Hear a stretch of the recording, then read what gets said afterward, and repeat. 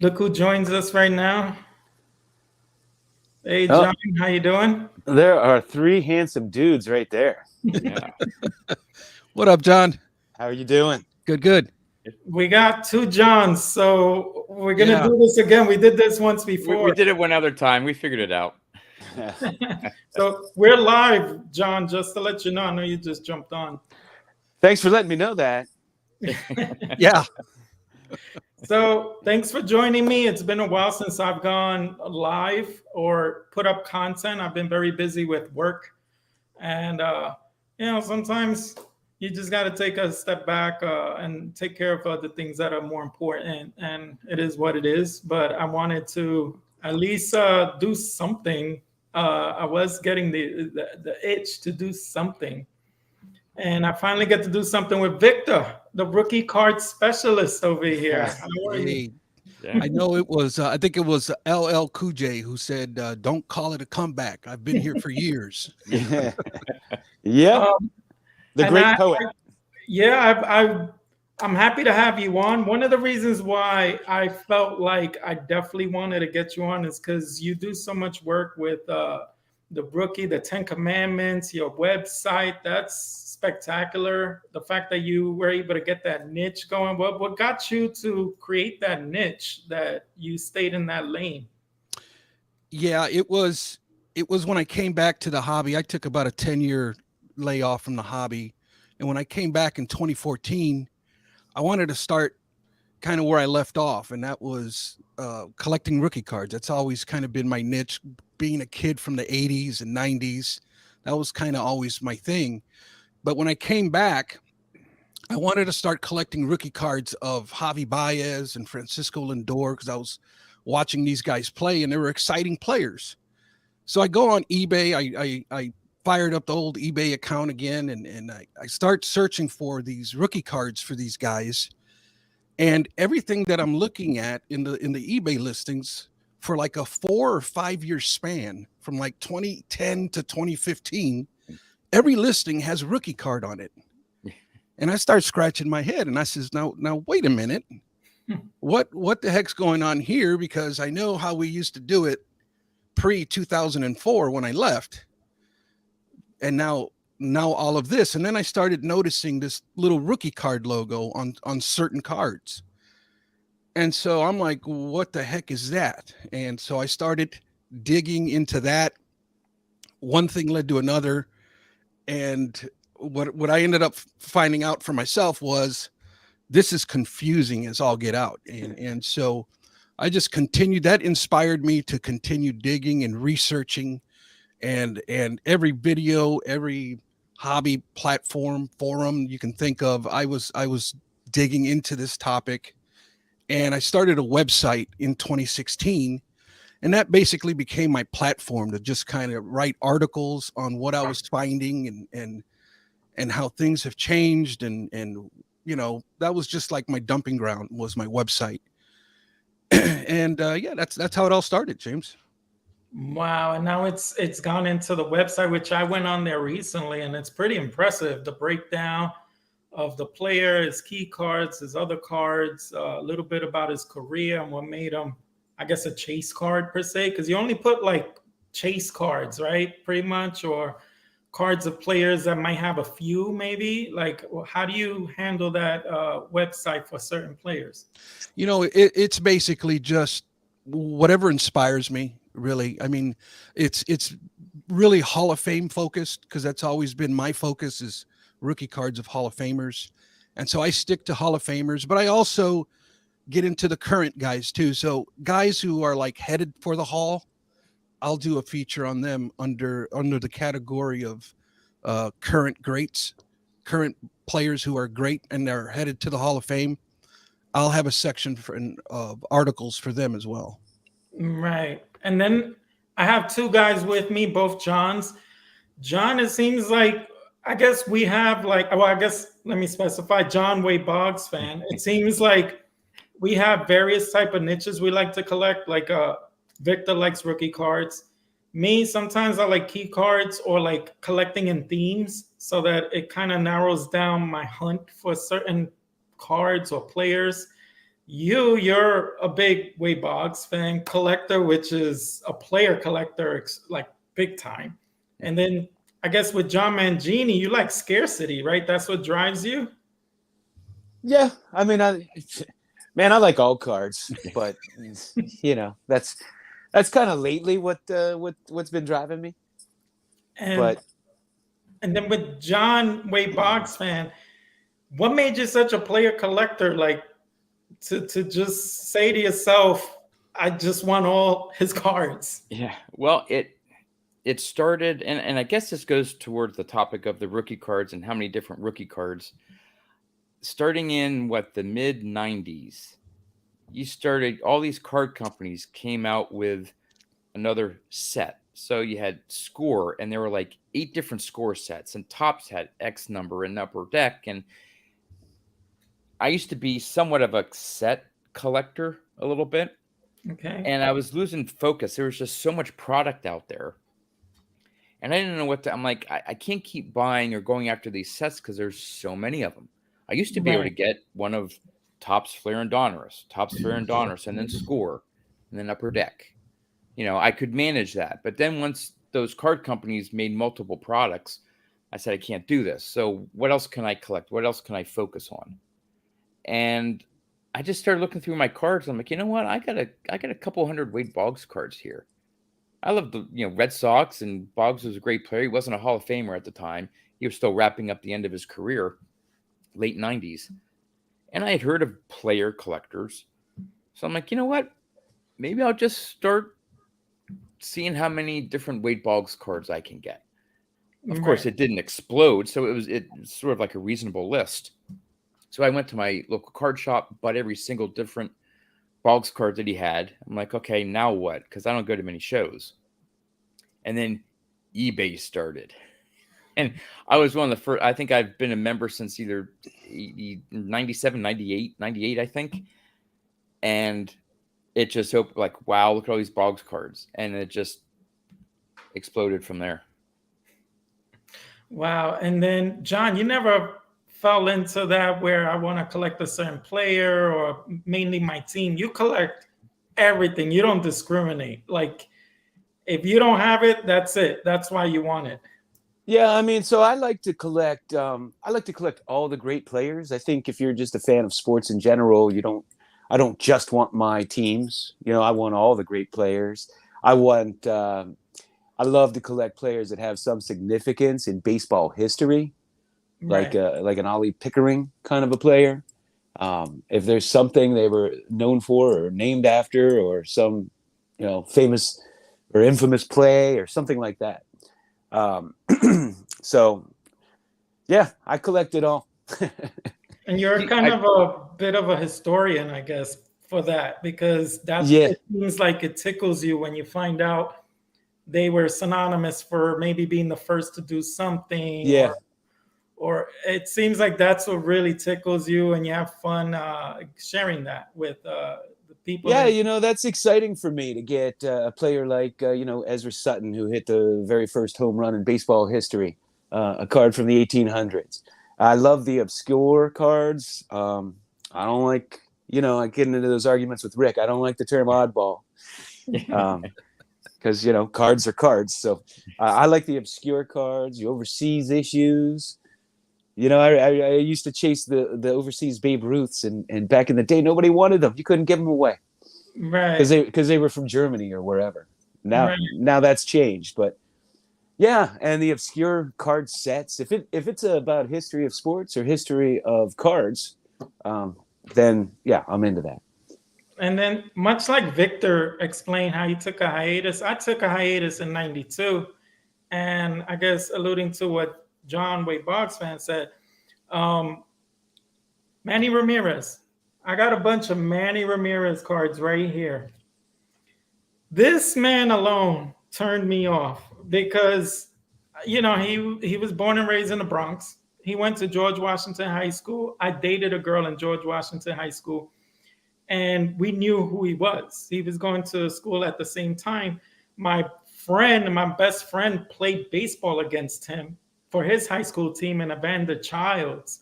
And he told me, you could just tell the sound of that ball coming off his bat was just different.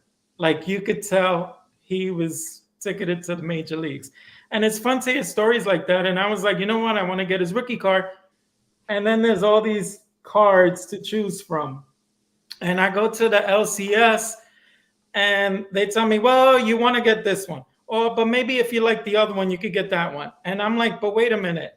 Sometimes you want to get the key card, the one that's going to be worth more, like an 89. It was the Upper Deck Griffey or the Leaf card for Frank Thomas, but it was starting to get a little out of control. And I guess coming back to you, Victor, what is considered his key card? Because I have so many here. You want me to go through them one by one? It's up to you. Yeah, let's show them. Let's see, give it some context here. All right, so this is his Bowman number 532, which is, he has another one. Let me look for it. I don't know if you guys have these, but this is like a gold bordered one. This is number 676. So these are both Bowman. I don't know if you want to chime in on, I know there's some 10 commandment rule with some of these. Well, Victor, Yeah. I'll tell you, before you do that, I'll tell you the one we chased when I was young, because he was a hot prospect, was Yes, that he was. black bordered pinnacle. Yeah. That was the one Okay. everybody wanted when I was growing up. So that's this one right here. Yep. Yeah.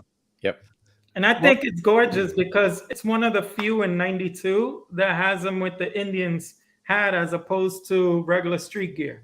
Yeah. So that's the one I had. Well, let's take them one by one. Let's talk about the 92 Bowman for a minute.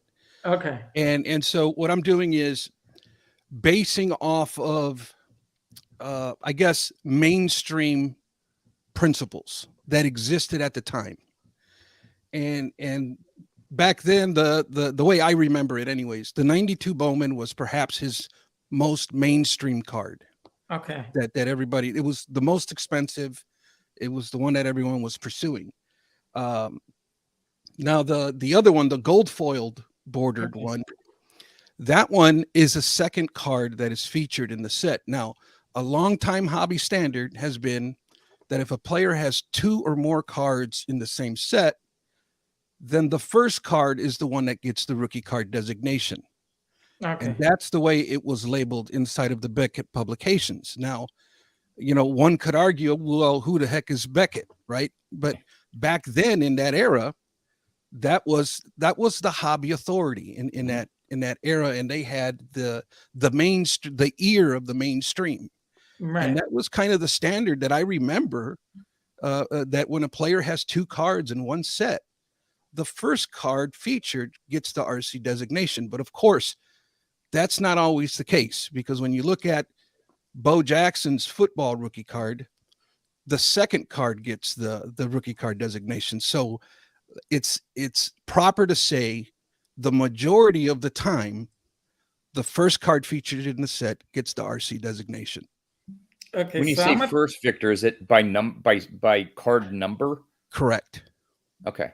And that's my rub with ultra modern product today, is that you'll have, you know, they'll have 7 cards of one player, and all 7 of them are rookie cards. right. Yeah. And then I guess with tops, going to what you said earlier with the other different name brands within tops. Here you have the Topps Gold. And for those that don't know, he has a regular gold like this with just the plate. And then he has one that says the Winners. Mm-hmm. The Winners is considered to have a higher print run because they needed to print enough for you to redeem that card. It was a redemption. This one with just the plate has a less print run, which is scarcer. Then you have the base one. Then you have O-Pee-Chee, which is the same exact, except it's O-Pee-Chee, but this is considered scarcer also. And then you have his Top Stadium Club. It's not a Murphy, though. Do they make a Murphy in this? I don't know. It was Murphy the previous year. Okay. Or, yeah, the following year, 92, 93 was considered Murphy's. All right. So out of these, like, is there a key card to get from his, Victor? Well, I mean, it's I get, you know, whatever you like there, James. It all depends on what your preference is. If you want the most mainstream popular card, you would go with the Bowman. If you want the rarest card, the one with least population report, I would go with the O-Pee-Chee. The O-Pee-Chee currently has 144 cards graded. That's it. Now, Really? that's it. Yeah. If you Wow. want the one that is most aesthetically pleasing to the eye, I like what's the one that John mentioned there, the Pinnacle. Pinnacle, yeah. That's my favorite. The thing's gorgeous. And so, it all depends on what your preference is. To say that there is one card that is the main one is subjective. Right. And then you have like mainly most of them. You even have this 91 classic card, which predates the 92. But I guess this is what they're all prospect cards per se, right? Does that have anything to do with it? Yeah, especially in the distribution and in the packaging, a lot of those things were even labeled, minor league baseball cards, and you get what was that one brand, Fleer Excel, for example. It'll actually say on the box and on the package, minor league baseball cards. And that's this. Yeah, they used to have the little sets, and they would actually say prospect too. I know for basketball they had them. And those classic cards, they were notorious for having the players before they were pros, Right. the up-and-coming players, And the classic, in that time, the ones you're showing there, that was actually a game that was produced and distributed in toy stores. So typically, traditionally, historically, the purest collectors at the time, because there was a lot more purist collectors back then than there probably is now. But the standard was basically that minor league cards are not considered true rookie cards. Neither are cards that come in a board game or some type of thing like that. Well, you hit on something good. So, like, I've always disagreed with that. Yeah. Myself, like the 69 Reggie Jackson, Milton Bradley. Mm-hmm. To me, that's a rookie card. Or the 75 Hostess, Robin Yount. To me, that's always been a rookie card. Yeah. I mean, Beckett might not call it a rookie card, but what do I care? Right. Right. No, and again, back then, the purest collectors in that era, man, through the 70s and the 80s, it was really, they were pretty stringent on what the standards were in. Might have been for agenda. We can conspiracy theory the reasons why, but a big deal was distribution has always been a big deal on determining rookie cards. Yeah, and it makes sense. I mean, if it's something that's regionally issued and not everybody has a chance to pick up, I totally get the reasoning behind it. I just always feel like if a card was produced during a player's rookie season, it's a rookie card. I simplify it because really I have to pull out an abacus these days to figure out what the hell a rookie card is. I mean, you need to have like a PhD in calculus. And now, John, would the player have to be in a major league uniform? So if a card came out in the player's rookie year, but the image that they had, and maybe at the time, was of him in a minor league uniform, but it would say, the Mets or Red Sox or whatever, but they were pictured in their minor league team, would you consider that be a rookie card? Because when it was released during his rookie year? I mean, I would personally, but that's probably not a card I would want as much. Like when you take football cards, I don't necessarily want them in their college uniforms, even though it's a rookie card. I want to have them in their pro uniform, for instance. Right. So that's the problem with a lot of the Tom Brady rookie cards is, most of them are in Michigan, in a Michigan uniform. But to me, if a card is produced and they're playing and it's a rookie season, it's a rookie card. And even if people don't want to call it that, like I want to have it in my collection. Like it's going to be a little more special to me. Yeah, Alan is asking, what if a player has no card during his rookie year? Then does he have no rookie card like Frank Robinson? No, I mean, I think his first card Yeah. You know, I don't know, when I was growing up, you took the player's first card, and then it became way more complicated after that. Of course, they didn't have minor league cards and stuff like that back then. They didn't have prospect cards, because prospect cards didn't become a thing until the rookie card became a thing, until it became a designation. And then everybody wanted them younger and younger and younger, until we're collecting baby photos of these guys. And so they're trying to, they're getting photos of them in high school and stuff like that. It got outrageous. When did prospect cards start? Wasn't it Mark McGwire, his USA card? I don't know if that would be a prospect, though. That was just mid-80s. a subset of. Yeah, I mean, that was maybe when they started the Olympic cards, but probably because that makes sense, because in 1984 is when the rookie card designation really became a thing with Donnie Baseball. With Don Mattingly. Yeah. And so after that, that whole rookie card craze, and I remember it well. I remember being shocked when I heard about it. And then my friends and I were all going back through our books, and we're looking at the back of the stats to see if it was their rookie season or not, to try to figure out. Now we had to figure out what rookie card, what year was their rookie. And then we had to go back, and once we do that, and see if we had it, right? And we would be all excited if we had it, or then we'd go chase it down. But, that was like created out of nowhere, really, that whole rookie card designation. Well, I think they did it was because of all the sets. I'm sorry if I interrupted you there, John. No. But I think the many sets, they were trying to compete with each other to have the first year, and then they did a traded set because of that, because now they were all coming out with the same year, the rookie cards, so let's beat them to the punch with a traded set. Yeah, and everybody, you'd buy that traded set almost out of defense, right? Just in case there was a hot rookie in there.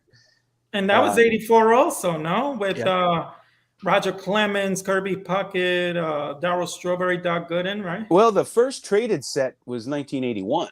Yeah. Okay. Yeah. Yeah, Topps did it in 81. Yeah. So you had Tim Raines got his own card, and Fernando Valenzuela got his own card. So you had other rookie cards in there. But I guess they're not rookie cards, right, Victor? Because they weren't. I don't know. They weren't issued first. Their first card was a multiplayer card. Yeah. Yeah. But I could tell you this: like, we wanted that single card more than we wanted the 3-player rookie card.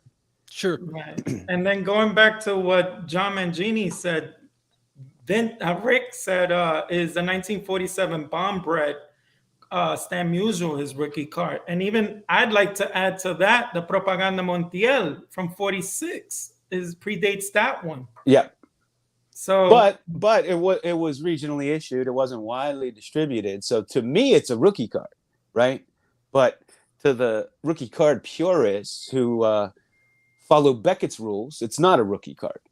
Now that Bond Bread, when you get into things like the Jackie Robinson Sport Thrills and the Bond Bread and even the Leaf to some degree, now you get into further complications, because you don't necessarily know those are the years those were produced. Right, like that Sport Thrills is believed to be produced later, and the Bond Bread, the rounded corner ones were from 47. The square corner ones, we don't know exactly if they were produced in 47. It's believed they may have been produced a little later. So now that's further complicating things. So I guess I went into a roundabout way of showing you all the various rookie cards that Manny Ramirez has. I didn't even illustrate his scorecard, which has him with the Indians helmet, and then his upper deck. And then you got the Don Russ one, the rookies. So these are, I guess, a little bit more aesthetically pleasing with the hat that he's wearing as opposed to a high school uniform. Yeah. This one is a prospect card. Prospect, yeah. Right. This, he's wearing like a Pele shirt or what have you. But let's talk about how ridiculous it is that he has that many rookie cards. And these players today, they have like 283 rookie cards compared to today. Yeah.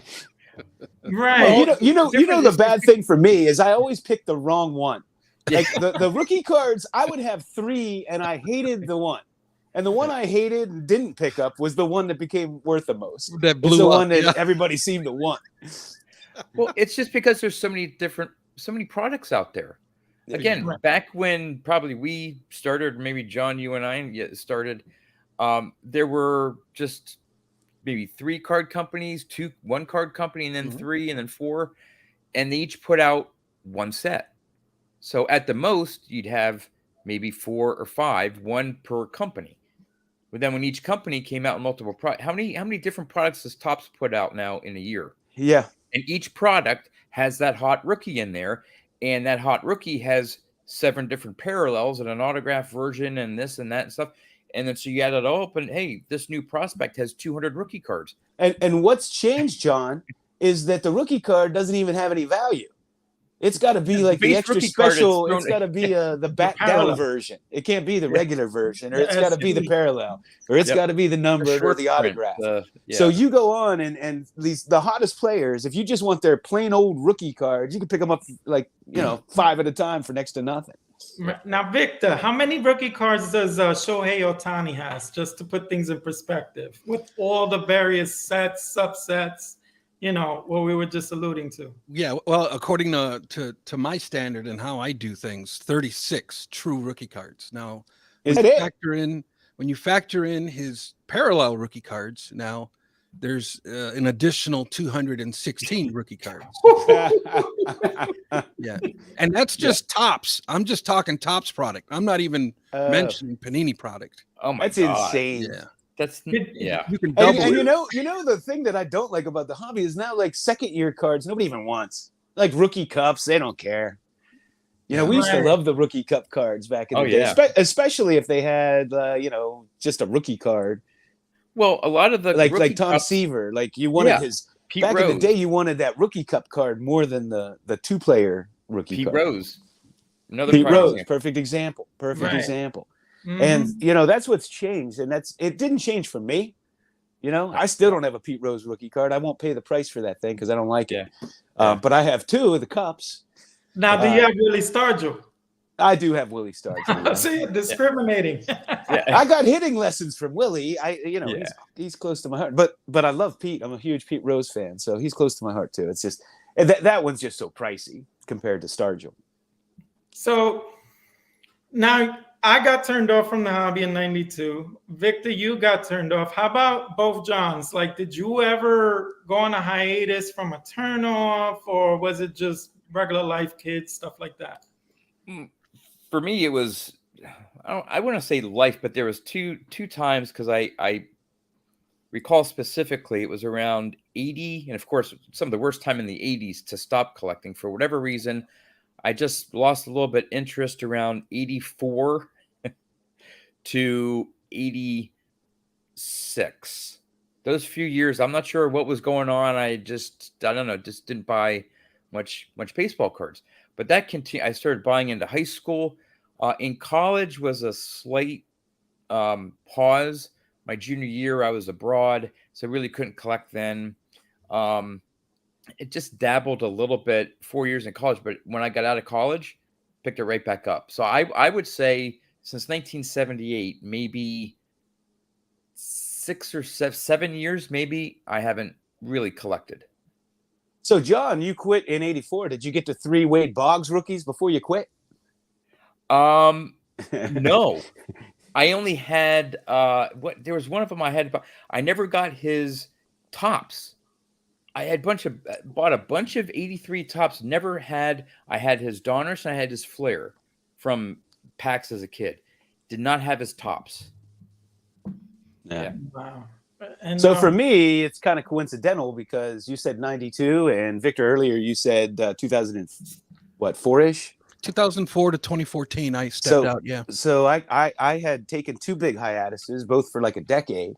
The first was in 92, 91, 92-ish, and the second one was in 2004, right after like LeBron's rookie year. oh wow. A lot of In people fact, left the the last hobby. card I ever got before I quit was a Miguel Cabrera autographed E-Tops. Wow. And I had it when I went back. I did a video on it because when I went back, I became a big fan of his. And when I started collecting again in 2014, I'm like, did I have his card? Because he came up right around the time I quit, and I wasn't sure. And I went to a closet of mine that I had a bunch of cards that I hadn't looked in years, right? In like 10 years. And it was sitting right on top. It was the Nice. last card I had gotten. Man. Now the good thing for me was 92, I left. I got turned off. And then it just so happens 93, Jeter has his rookie card foil. And I got it as a birthday present. So I was able to receive that for free as a gift. But even though I stopped at that time and I took a hiatus, I was able to at least have one of the key cards of the 90s, if not the key card of the 90s. Yeah. And I lucked out on that because I was a Yankee fan. Had I not been a Yankee fan, I probably would have never had that card, and I would have had to pay up today's prices for that card. Yeah, I quit at a good time because I was fortunate because I was a big Pujols and Ichiro fan, and so I got to quit after their rookie cards came out, and some cool second year cards, and LeBron too. So I ended up with a bunch of their rookie cards before I quit. But I'm with you, like all the Jeter rookie cards, I missed all of those. I had to pick anything I wanted up pretty later. All right. And I didn't quit for any particular reason. It was just life. Like I didn't quit because I was disinterested or anything like that.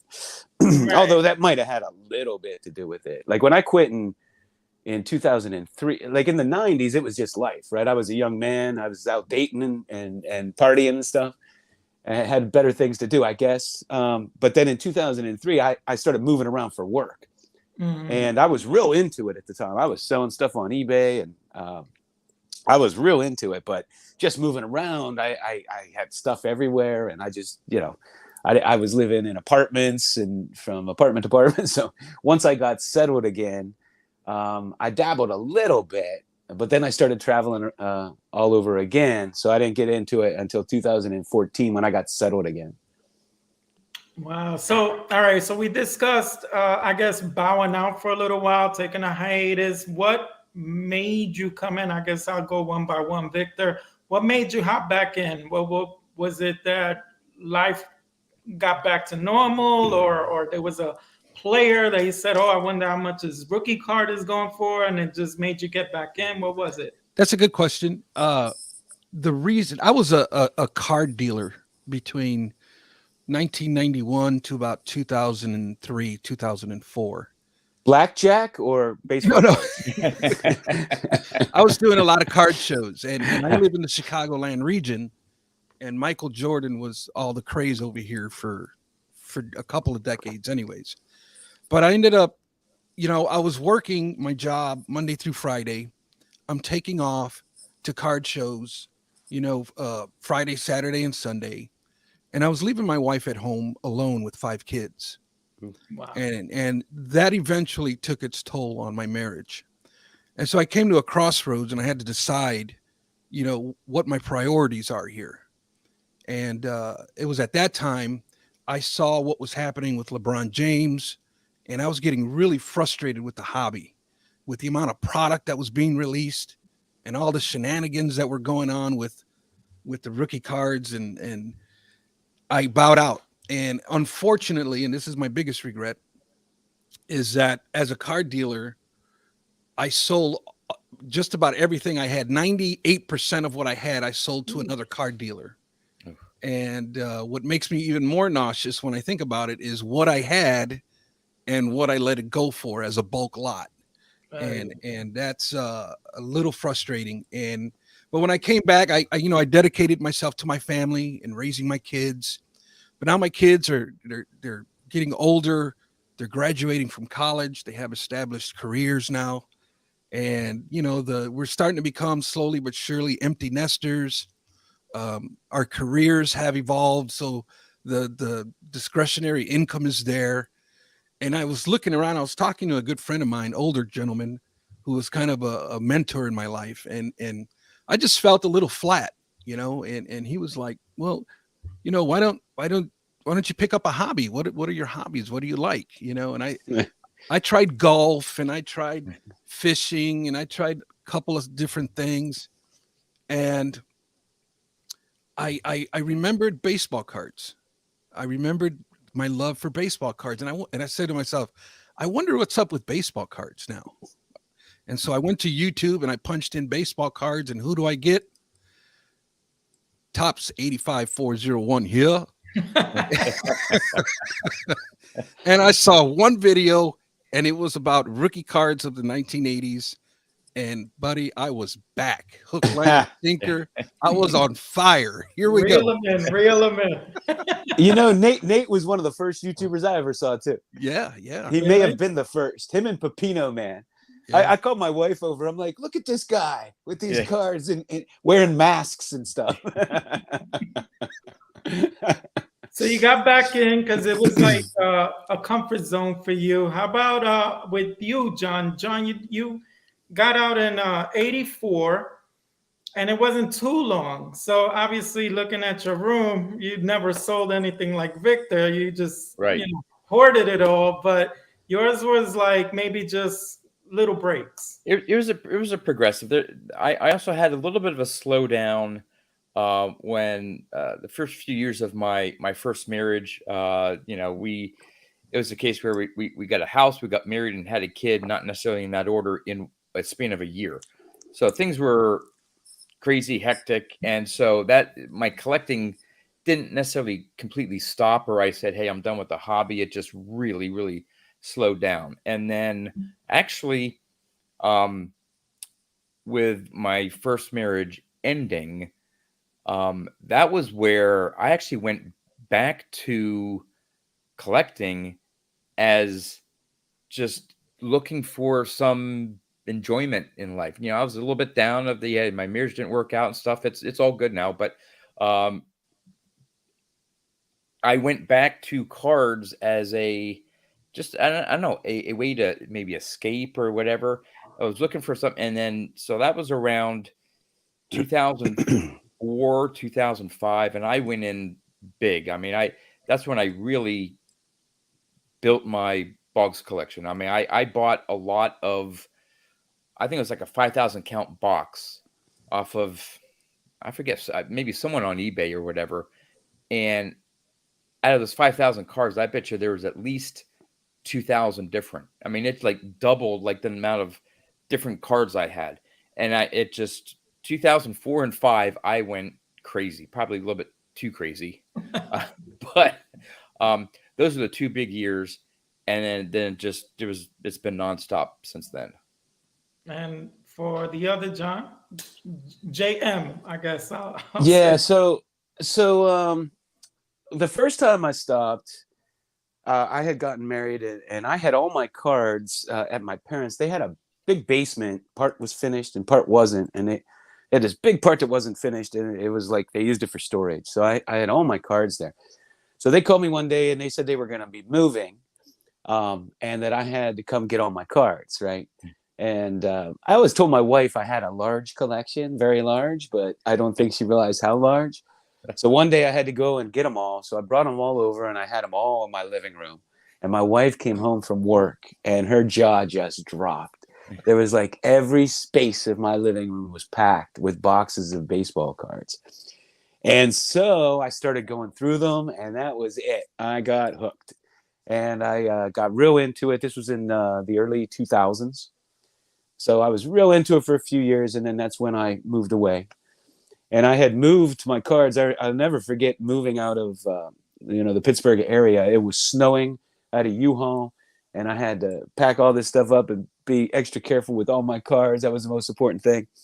And we went to leave, and the U-Haul, the tires were all bare, and it was on a patch of ice, and I couldn't get out of my spot. Like I couldn't even. I had to have somebody come over with logs. And it was a big ordeal. Wow. Moved everything to South Carolina to my new home.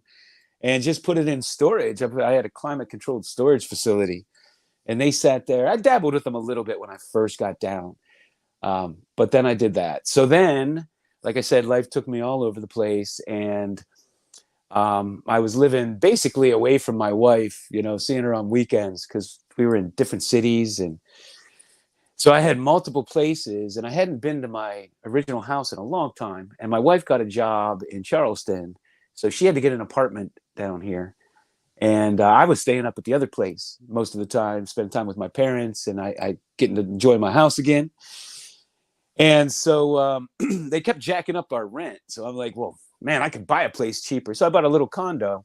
And one day I wasn't spending a lot of time here. And she said, why don't you make a card room? Because she knew that would keep me here. And I said, okay. So I went and got all my cards out of storage, and I had a blast. I'm going out and buying things for the card room, setting it up. It was an absolute blast. But as I'm setting it up, then what happens? I start buying again. And before you know it, I'm into it bigger than I ever have been. Right. Wow. For me, I guess to answer my own question, when I hopped out, life, marriage, divorce, I went through it all. And then around 2017, as a Yankee fan, Aaron Judge sets the home run record. I was like, I wonder how much his rookie card is going for. Because every time Albert Pujols or somebody, really does well for a span, that thought always pops in my head. I wonder what their rookie card goes for. Because since a kid, that's always been the question. And when I found out autograph, Bowman first, yada, yada, yada, parallel, $5,000. I went, what? I was like, are you kidding me? Like, I'm thinking $200, $250 tops. Yeah. $5,000 for his first. I was like, you got to be kidding me. What is Mike Trout going for? And it was just like, I was so oblivious to card prices. And I really thought that they'd be in the 100 range for some of these players. Never did I ever fathom they'd be 5 figures, 6 figures, autographs on them, RPAs, so on and so forth. And that's when I got curious because it evolved while I ignored it. And the stuff that I found, then the worst thing happened. I go to Jabs Breaks. And his energy is infectious. He does things differently. He's like a brand, but I am not gonna lie. Every night for an hour, I would watch some of his videos. And he breaks up. Oh my God! We got this, and it'd be an autograph of a relief pitcher. But his energy was like infectious, and that was it. Snowball effect. Next thing you know, I'm going on eBay buying. And it was one thing led to another. Reggie Jackson, I got money now. Let me go buy Reggie Jackson's rookie card. I always wanted it. Buy it. Ernie Banks, always wanted his rookie card. I got money now. Let me buy it. Boom. And that was it. It just kept going and going and going. I had the opposite happen to me as far as pricing when I came back in 2014. Because I at that time, cards were cheap. They were real cheap. And I was actually disheartened. They were so cheap. And I remember saying, man, some of these are selling for less than I was buying them for in 2001. Yeah. It was like there was a whole period where cards really didn't go up in value. And I thought, well, kids aren't into the cards and they're not that into them. I'm picking up all these 1940s, 50s, 30s cards for way cheaper than I thought I should. Right. And I remember I was loading up on Mike Trout because I loved Mike Trout. Yeah. And man, you could pick up any one of his rookie cards for $30, $35. And I bought a couple in a lot. Like sometimes you could pick up 2 cards for the price that you would pay for one. So I would do that and sell one and take that money and basically get his card for free. So I would do that once in a while. And man, it was hard to even sell them. And I couldn't believe how cheap they were going. I'm like, this is the best player in baseball and his cards are going for nothing. I used to get stacks, guys on Facebook and stuff, stacks of them like this for $10. Wow. And Victor, you probably went through the same thing that John did with Jordan out there in Chicago, right? Buying his 86 Fleers for like $2 probably, right? Well, they were a little bit more than $2, but yeah, it was a lot cheaper. Even in 2014, they were a lot cheaper. Yeah. 86 Fleer. When you were dealing, when was that time frame again? Between 91 and 2003. So that's what I'm referring to. Within that time range, that 86 Fleer Jordan was like $1 card, wasn't it? No, it was. It was never $1 card. It was $30 in the early 90s. Yeah. When it came out of a pack, it was like $30. Okay. All right. Yeah. But in perspective to now relation, it's like it stayed 30 to 200, maybe 400. Yeah. And then 2000, what? 20, it took the documentary for that card to like take off, right? Yeah, I think so. I think it's a little inflated. Yeah, that also hit at the same time as the whole card boom was happening. Right. So it was like Storm. double, like it Yeah. wasn't just a bomb, it was the atom bomb. Yeah. I always avoided that card because back then $30 was super expensive for a card. Yeah. And I ain't paying that for a card that's out this year. And I just always, much to my chagrin, much to, I wish I would have picked it up back then. All right, so, I do have one, but I paid a hell of a lot more than $30 for it. so I want to get into, I guess we're at like a halfway point to this hangout. And I want to get into another thing that I wanted to do for a little while. You guys are privileged to do this with me. I'll probably do this at other live streams, but we're going to play a game of Would You Rather. And I'm going to ask each one of you your thoughts on between player A and player B.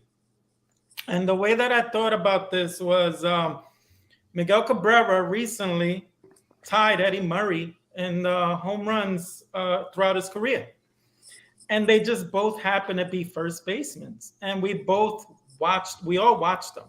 And I told myself, I'm like, man, as great as Miguel Cabrera is with his Triple Crown and his 2 MVPs, Eddie Murray was a beast, like very consistent. And I'm going to run off, I wrote down a few stuff here. But both, when you look at their careers, Miguel Cabrera is playing so far 20 years, Eddie Murray 21 years. Their average is where Miguel Cabrera has them, 310 as opposed to 287. But check out their home runs. You already know he tied them. 505 now to 504. RBIs, 1819 for Miguel, 1917 for Eddie Murray. And then their WARs, both 68.7. And then I'm like, switch hitter Eddie Murray, more consistent, very productive anywhere he played. Mets, Indians, Orioles, steady Eddie, basically living up to his name. And I guess there's other factors where Miguel hasn't beat all-star games. He has them a little more. They both won a World Series each. So, and Silver Sluggers, Miguel Cabrera hasn't beat. But I just thought it was interesting. So going back to would you rather, I guess, Victor, would you rather have Eddie Murray or would you rather have Miguel Cabrera? Wow. The numbers don't lie, do they? I would, and here's the thing. It's an opinion. Okay. Right. But I know when I was out of the hobby, I wasn't following baseball very closely. So I don't know very much about Miguel except the highlights. As far as watching him play and watching his career unfold, I don't know all the details. Now, Eddie, on the other hand, I did follow and I did see the scope of work that he put in. And for that reason, I choose Eddie. Eddie, all right. And also you could use the eye test because you saw them both play. By all means, don't just go by stats. So John Wayboggs, who would you rather have? Did any of them win any Gold Gloves? I'm sure possibly. I would have to look it up real quick. I don't, because again, if you're just looking at, batting average is close, and you got the WAR and home runs and RBIs, so then it comes down to just some fine details, maybe defense, barring any of those disparities between the two in terms of Gold Gloves or their defense. I'd probably have to lean Eddie Murray only because, again, if you're comparing the two in the stats and their productivity, Eddie Murray being a switch hitter. Interrupt 1 second. Eddie Murray has 3 Gold Gloves. Miguel, goose egg. Okay, so then for 2 reasons, defensive, at least in terms of awards, and the fact that he was a switch hitter, which would give a manager better options, or in different situations could cause problems for the other team in terms of throwing left-handed or right-handed. He could mix that up. I'd lean Eddie Murray. All righty. So 2 Eddie Murrays. How about you, John? Well, I want to say that I have the utmost respect for both of them. I love them both. And Eddie Murray being the second highest home run total amongst all switch hitters, right? Just behind Mantle. Yep. Okay. And just a phenomenal player. You throw in the Gold Gloves there, that adds something. But I'm going with Miggy. Miggy. You know, a guy with 500 home runs and a 310 batting average. And I'll tell you why I'm going with Miggy, because I think at one point before Mike Trout came on, he was the best player in baseball. Okay. And I don't think Eddie Murray, as good as he was, as consistent as he was ever the best player in baseball. Okay. I'd say that's true. Yeah. All right. For me, myself, I think I'm very torn. So I would say this is like 51 to 49, like so much split, but I'm probably going to edge towards Eddie Murray only because I'm a fan of consistency. And I feel like Eddie Murray was way more consistent throughout even his later years, as opposed to Miguel Cabrera, where his last few years, you know, you could tell he tailed off a lot. So I would say Eddie Murray was a lot more consistent. So I would give him the slight edge. But we're going to move on to another player A, player B. Who would you rather? I'm not going to say the names. Player A, 19 years. Player B, 20 years. So they both played similar amount of years. Player A, 311 average to a 338 average. So player B had a high average. Player A, 117 home runs to 135. RBIs, 780 RBIs to 1138. So far you're probably thinking, all right. Runs scored, 1420 to B, 1383. And stolen bases, 509 to 319. Player A is Ichiro Suzuki. Player B, Tony Gwynn. Who would you rather have?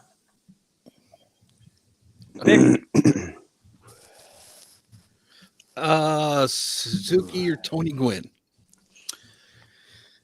Man, I got to, although Ichiro probably gets it in the stolen base category. What were the hits again? I didn't do hits, but I did average. 311 average for Suzuki, 338 for Tony Gwynn. That's lifetime. Man, Gwynn I love had him. Gwynn had like 3150, and Suzuki was under 3100 hits, I think. This is too difficult, brother. Come on. I love them both, man, but I got to go with Tony. My man Tony is all right. There you go. right Tony next to Gwynn. Ted Williams is Tony Gwynn. There's really no right or wrong answer. Yeah. But who would you rather, if you had a team, if you were the owner of your team and you wanted the player playing right field, who would you rather have? John, Wade Boggs fan. Oh, I got to go with Gwynn. I just in terms of with the 80s and even into the 90s, one of the most purest hitters the game has seen during that time period, and you can argue in the history of the game, just I don't know, the guy could hit, and I'm sure I don't know what the on base percentage between the two, but I know Gwynn didn't walk a lot. I know when there's always a comparison between Gwynn and Boggs. I think Boggs had a higher on base percentage because he'd take walks. Gwynn, I think he wanted to get on base via a hit, and he was able to do so a lot. But I don't know. I just got to go with Gwynn. All right. So John Mangini. Well, this pains me greatly because I'm such an Ichiro fan. But I got to go with Gwynn. One of the greatest hitters of all time, and that average is insane by today's standards. Both of them made a run at 400, although Gwynn did it during a shortened season. But I just got to go with Gwynn, man. The guy never struck out. Was a phenomenal hitter. I love that card, John. What's that out of again? This is an Aztec schedule for basketball. Yeah. He was a big basketball player. Wow. I just got that not so long ago. I never knew it existed. As soon as I knew it existed, I had to grab one. Well, I would side towards Tony Gwynn also. I'm a fan of Tony Gwynn, but I was surprised at how close and comparable both their careers were. So Yeah. I was pretty impressed by that. Gwynn also had more power. Right, right. And his cards are very underrated. Not that Oh, I'm yes, they are. Yeah. They I'm not always have pumping and been. dumping. They always have been. Yeah. Right. I don't know what it was that people never really gave him the respect, but man, what a hitter! He hit. I mean, Ichiro was a great hitter too, but Yeah. We got another one, but this is going to be different positions. Very similar hitters. Player A, 19 years. Player B, 18 years.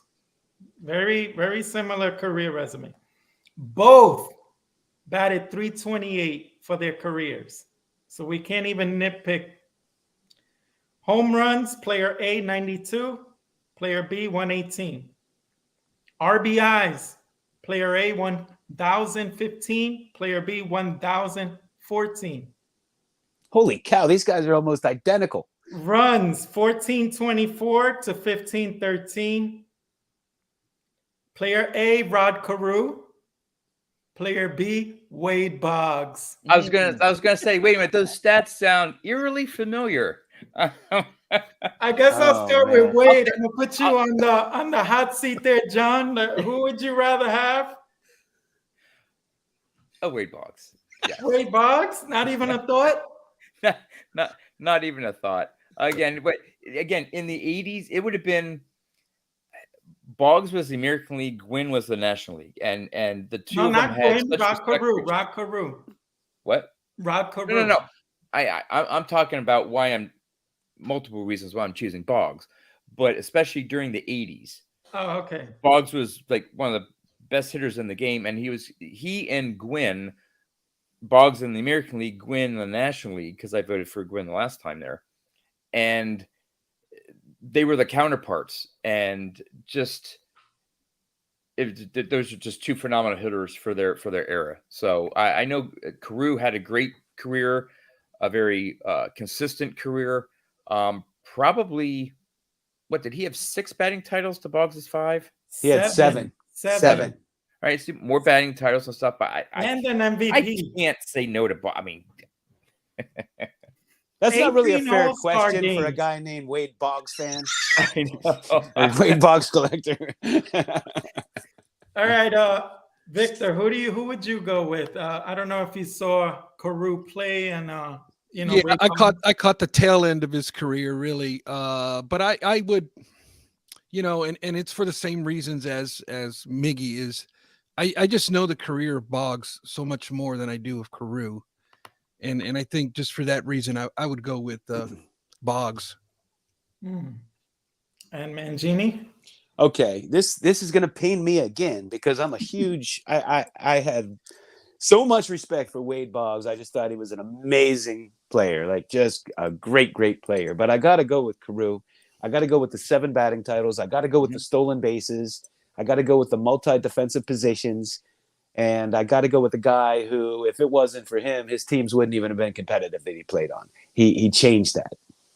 Okay. I mean, look at what when he went to the Angels and turned them around and made them a playoff contender. But Did he win more Gold Gloves than Boggs as well? Because Boggs only had 2 Gold Gloves. I don't have the Gold Gloves written down. I Okay. didn't write everything down, but I mean, I can't. Carew again is a great player. I can't say no to Boggs. I mean, come on, it's a little unfair. Well, I mean, they're both Carew is they're a both great players. Wade Boggs was a phenomenal player in my opinion. I loved him as well. I just got to go Carew, man. I mean, 7 batting titles. Yeah. Come on. Yeah. I would probably give the edge to Carew. And Boggs was even on the Yankees, helped us win in '96. I just remember seeing Carew.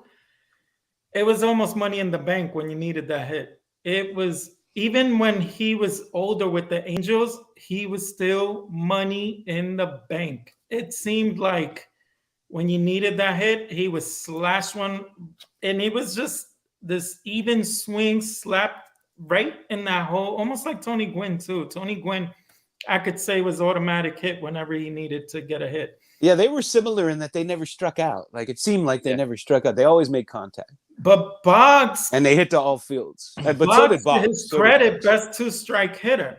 To his credit, like he bared down when he got up against the wall, like 2 strikes, and that's when you feared pitching to him the most. Yeah, I mean, I remember when he came up and Donnie Mattingly was playing at his prime before the injuries, and Tony Gwynn. Those were exciting times. Those three guys were phenomenal. Right.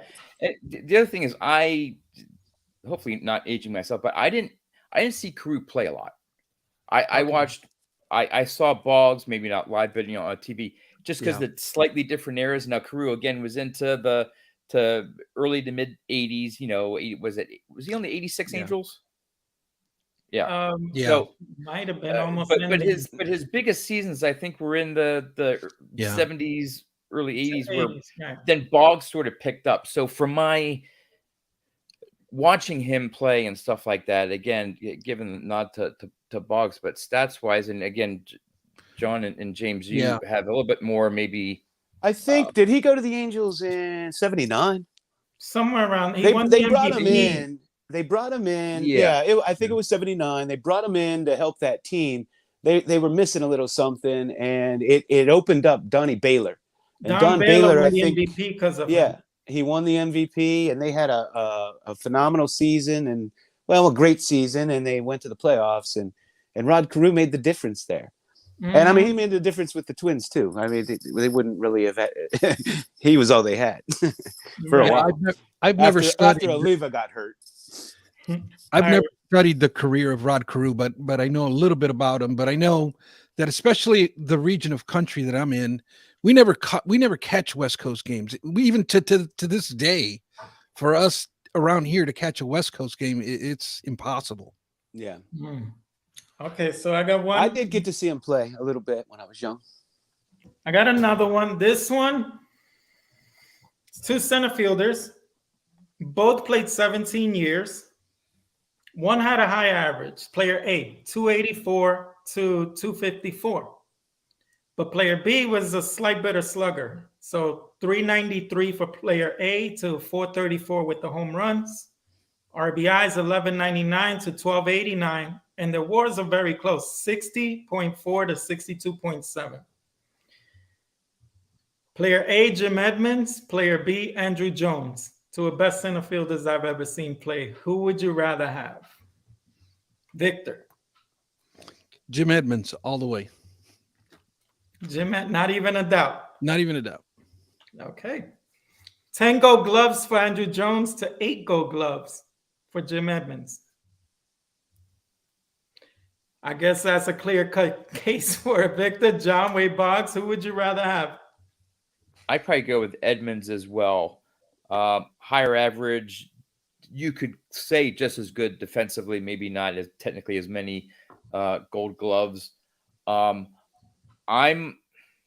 comparing players, and which is another reason why when I started collecting Boggs, I went with him. I've always been more impressed with players that could hit for high average. I don't care if they were all singles or doubles or whatever. To me, anyone could be strong and hit the ball out of the ballpark and hit 250 for their career and hit 500 home runs. But to have a high on base percentage, 3,000 hits, to me, the hits, the average, to me says that they're a better pure hitter than someone that just, if you look at it comparatively, hits for power and low average. So I'd have to knock Jones because of his average. That the home runs were there, probably the stolen bases, the gold gloves. Edmonds probably a little bit better in terms of an overall ball player and the way I think. So that's why I'd go with Edmonds. And just to add a little bit more to it, Jones is a little more healthier. Edmonds was often injured due to his own fault for crashing into walls and diving, but he wasn't as healthy. And Jones had a 50 home run season, which not many can say that. But very interesting. John Mangini, who would you go with? Jim Edmonds, hands down. Hands down. And I don't care how many Gold Gloves they had. Jim Edmonds was the best defensive center fielder of that era. Would you compare that catch he had to the Willie Mays when he did the diving catch over the shoulder? I mean, it was pretty fantabulous, wasn't it? I don't know. Jim Edmonds, I used to love to watch him play center field. I'm a fan. And Andrew Jones, didn't he like fall off at the end of his career? Yep. Like he just fell off the planet. Yeah. I got to go with Jim Edmonds. And I don't care how many Gold Gloves. Jim Edmonds was, I thought, a better defensive center fielder. I often felt Jim Edmonds was underrated. And what was weird was when he retired, in my mind, he was a Hall of Famer. And I couldn't believe he barely got any votes. I was like, what did Jim Edmonds do? Yeah, I mean, I don't know if he's a Hall of Famer, but man, what a defensive center fielder and very capable, behind the plate. I don't know if he's a Hall of Famer, but I just love to watch him play center field. Both were great center fielders. I would say Jim Edmonds had more highlight plays for center field, but Jones was like ballet. Like when he fielded, it was like a thing of beauty to watch him shag a fly ball. He'd camp right under it and just flip the glove out like so. It was like child's play to him. It was I could never feel. I think he had more speed, especially in his earlier career. Had a lot. Yeah. Edmonds had to leap for it when Jones was like, "Yep, I got it," and he just So okay. I know, as a Cubs fan, he played for the Cubbies for a few years, and he was just absolutely phenomenal. And when they let him go, I was furious, man. But a lot of respect for Edmonds. Okay, so Me let's too. do a pitcher. Let's do a pitcher comparison now. Player A played 23 years. Player B played 20 years. So in around about the same amount of time. Player A had a 610 winning percentage. Player B, 603 winning percentage. So their record is 355, 227 for A, 311 to 205 for B. The ERA, 316 for player A, 286 for player B. Strikeouts, player B has them. 3,371 strikeouts to 3,640. And then their WAR is very similar, 106.6 to 109.9. Greg Maddux is player A. Tom Seaver, player B. This might be a little harder because Tom Seaver, I know we witnessed towards his tail end, like with the White Sox. But as far as comparing two careers, eerily close. 4 Cy Youngs for Maddux, 3 Cy Youngs for Seaver. Who would you rather have, Victor? Well, I think Tom in his prime impacted the game of baseball tremendously, and my contention would be, again, now it's subjective because I'm a Cubs fan, so I'm biased, right? And I got Greg, who has made 2 stints with the Cubs and is arguably one of the greatest pitchers of all time, if not in the modern era. So for that reason, I choose Greg Maddux. Okay. John Wayne Boggs. Seaver's definitely one of the. I love Tom Seaver. I mean, overall, just a great pitcher. When you were just going by some of the stats, I'm like, wins, not necessarily wins, as we've seen recently, don't necessarily tell the true sign of a pitcher. Whether you qualify for the win, you could be winning and pitch 7 innings and then the bullpen blows it for you or something. And it's like, so wins, ERA, that's more in the pitcher's somewhat control, but you got defense behind you as well. But when you said the names, I just Maddox was a magician on the mound. I mean, the thing I liked about Maddox is in an age where you started to see the power pitchers. They weren't quite there like today. Like today, to be a starting pitcher, you have to throw a fastball at least 98 miles an hour. Okay, or at least it seems.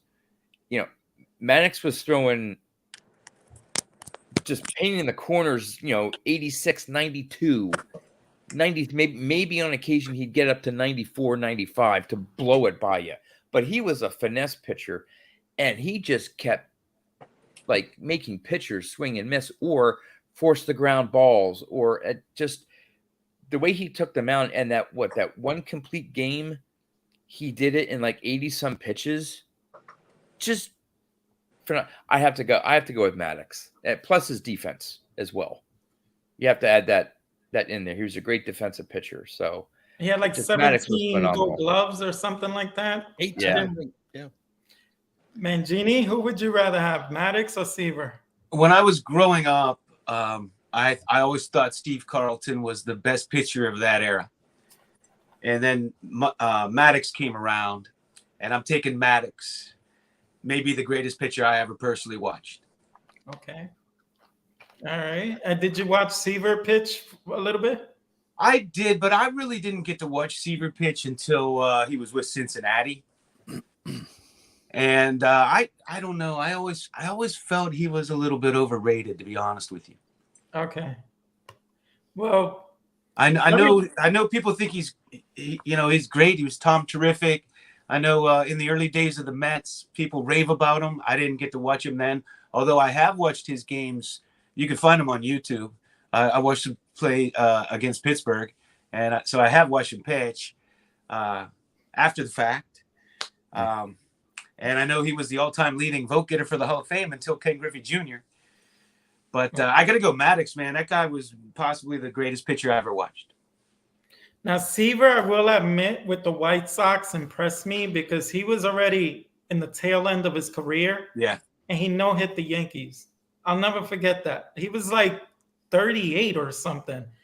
And he no-hit the Yankees. And they had Don Mattingly. They had them all. Ricky Henry. And he no-hit them. Well, he was a great pitcher. There's no doubt about it. And then with Greg Maddux, he was an artist, painting the corner and extending the strike zone. I never saw anybody work a batter like him, man. He didn't have to throw hard.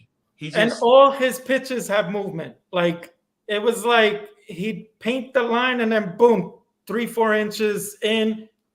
And it's like no one hit the corners like him. No one.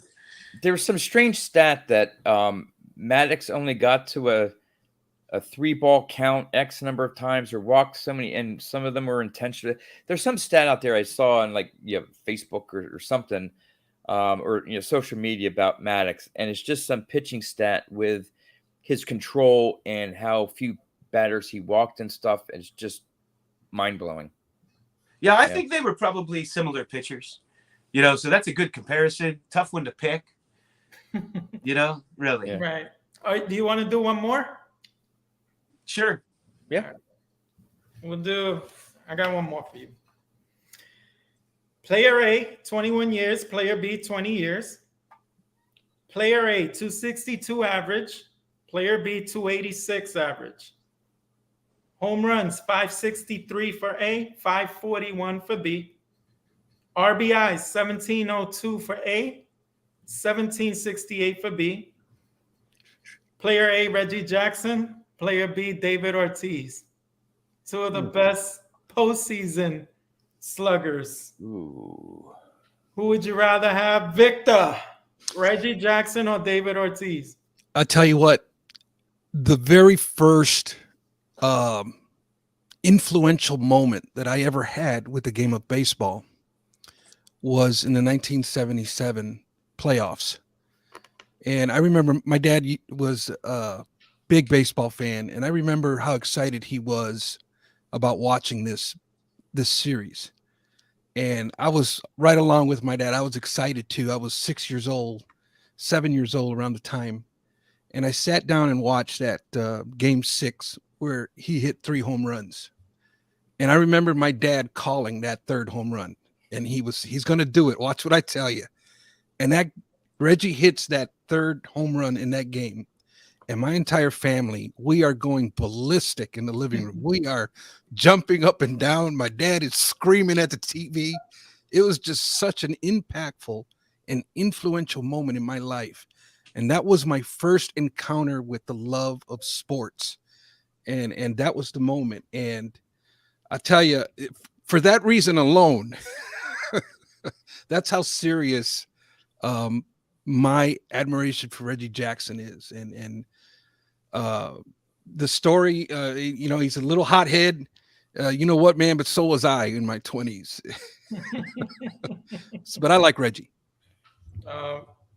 John Wayne Boggs fan, Reggie or David Ortiz? All right. This is going to be a completely emotional decision and the complete opposite of Victor. And here's why.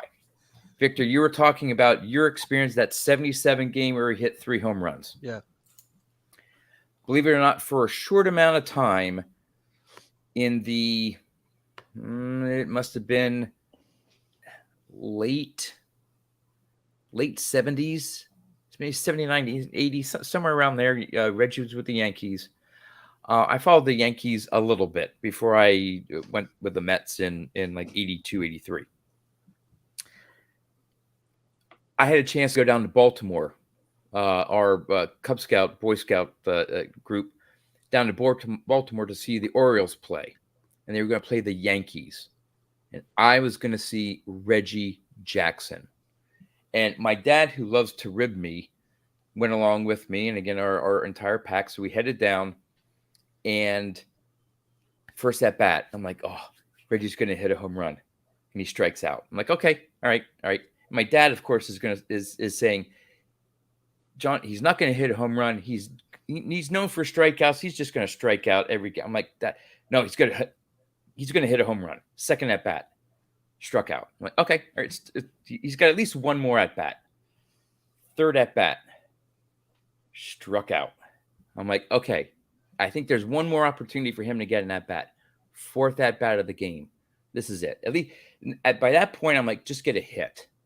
Okay, just get a hit. I don't care if it's a blooper into left center, whatever. He strikes out. 4 strikeout game. I'm like, that's it. That's it. I'm done with Reggie. And and I know there were some comments there about Ortiz and roids. I do have to go back to some of my original philosophy, though, is going back to players that me personally I have more respect for with higher average than just hit home runs. Jackson doesn't he hold the record for most strikeouts or close to it?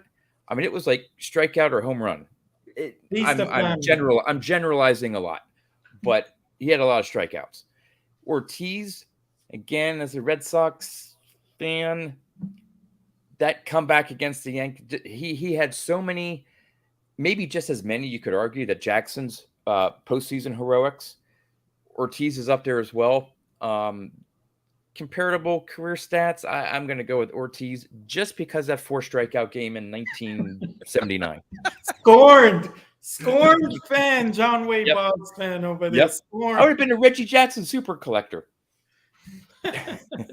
Man, Jeannie, who would you rather have? Okay, so how many years was Big Papi a DH? Oof. Many. Most, like 75%. Most of his career. I can't vote for a DH because I hate the DH.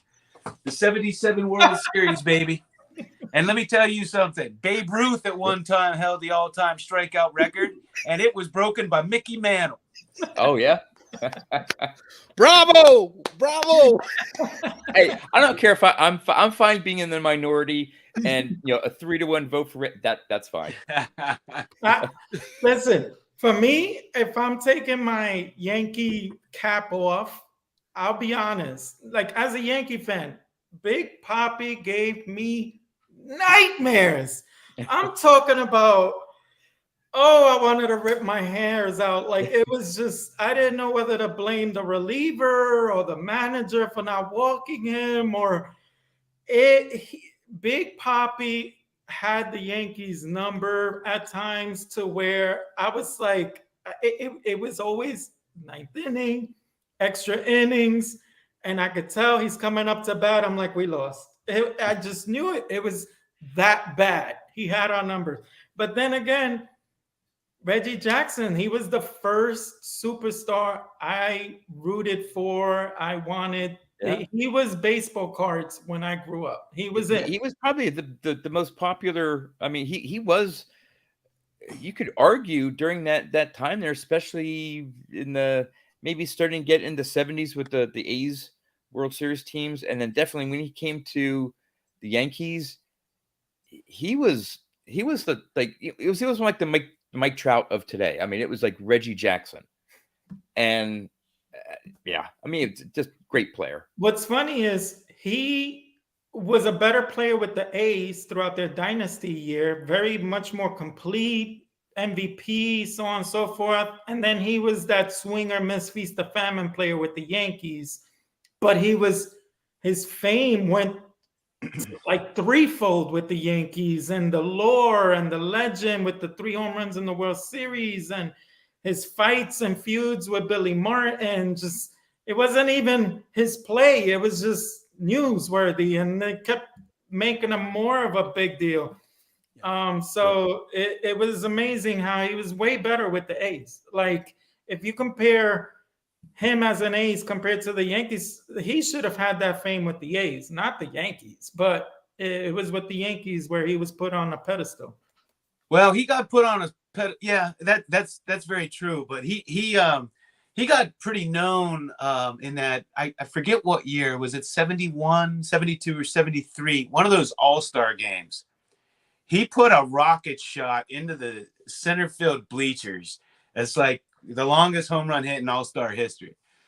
The Transformer, I think it was. He hit at Tiger Stadium. I can't remember the stadium, but man, was it a monster shot.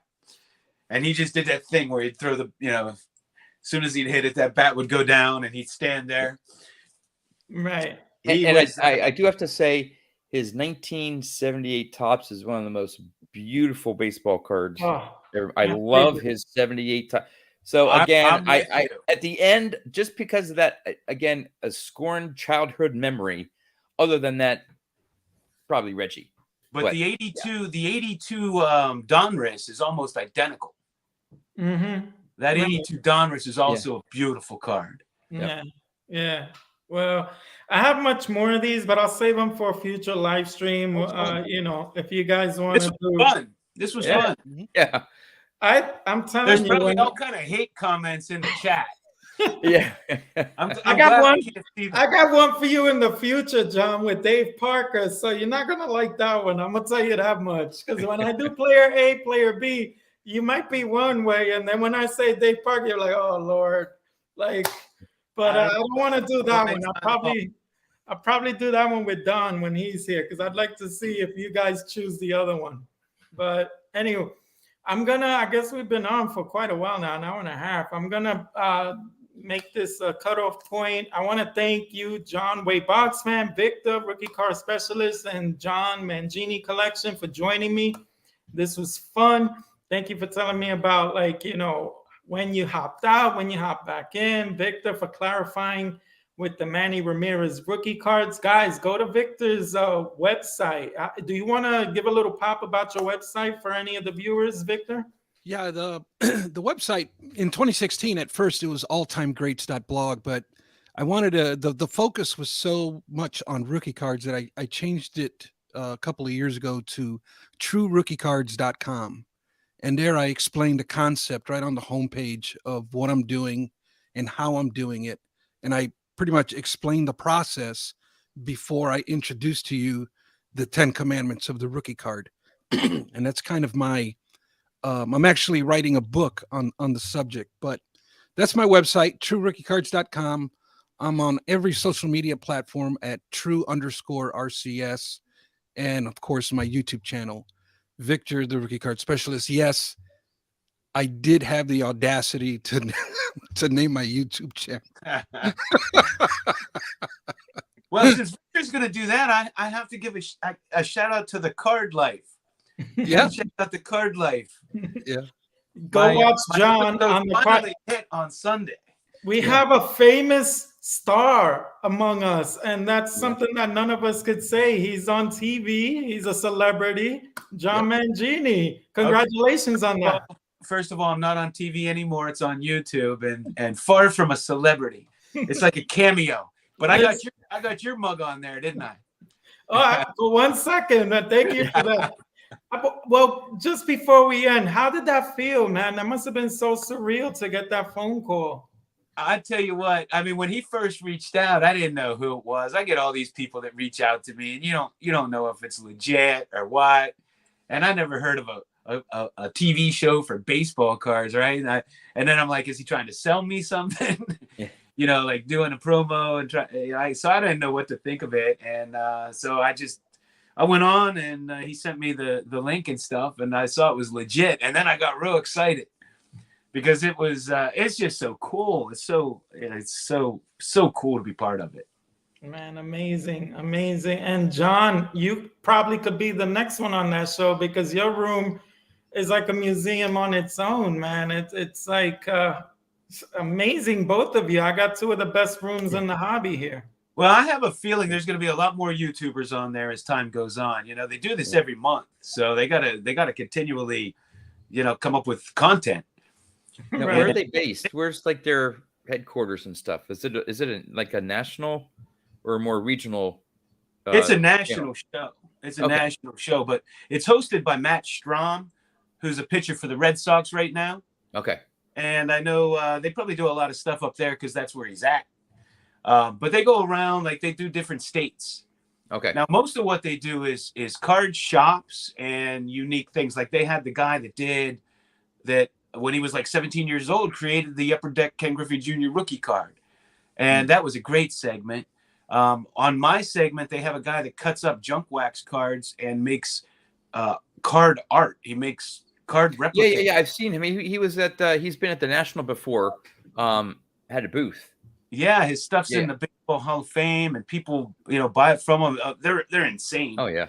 And then you have, and then they had the Shoeless Joe Jackson Museum up in Greenville. So they did all South Carolina on my episode. They went to Oklahoma. I saw they did that, but they don't do a lot of collectors. They do.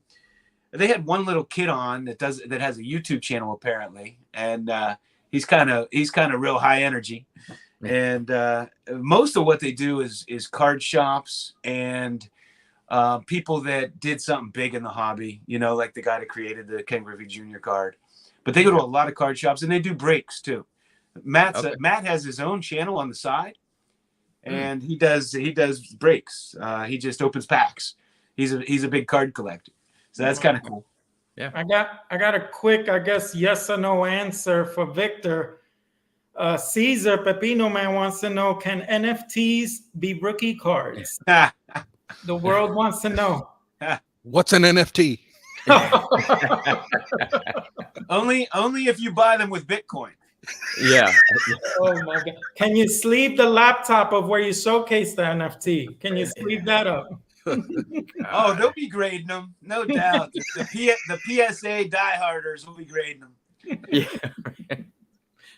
John's a PSA registry dieharder, so I could go on, but I think an hour and a half is a good cutoff point. I want you guys to join me. And Victor, I see you putting your finger up. What's up? Yeah, I just wanted to remind everybody before we go to the 2022 Sports Card Hall of Fame, the voting ballot is still live. You can go to my channel, Ray from Philly's channel, Mike This Baseball Card Life's channel, and that's going on till June 3rd. So enter your vote. I need to vote on that. Yep.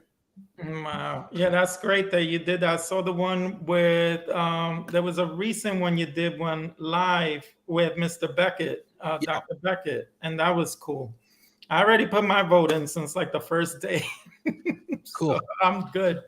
But well, thank you guys. I want to thank you once again, John Way Boxman, John Mangini Collection, and Victor Rookie Card Specialist. I hope we could do this again at a future date. And I want to wish you all happy hunting when it comes to cards. I want you all guys to stay safe, be blessed, and I will see you on the next one. Thank you for stopping by. Thanks, James. See you guys. Yeah.